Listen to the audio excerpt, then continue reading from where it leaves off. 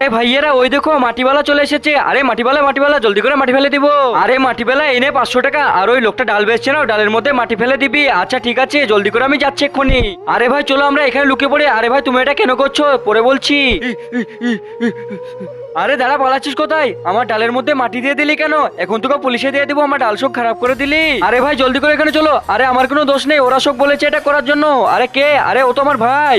আরে ভাই তুই আমার সঙ্গে এরকম করছিস? আরে ভালো হয়েছে তোকে আগে থেকে বের করে দিয়েছিলাম। আরে না ভাই, তোমাকে জেল যাওয়া থেকে বাঁচালাম। আরে তুই কি বলছিস কি এটা? আরে ভাই ওই কথাটা এরকম ছিল। আরে ভাই কেমন চলছে? আরে ভালোই চলছে। আরে ভাই ওইদিকে ওটা কি? আরে কি এই তো চলে গিয়েছে, জলদি করে কোন মিশিয়ে দিব।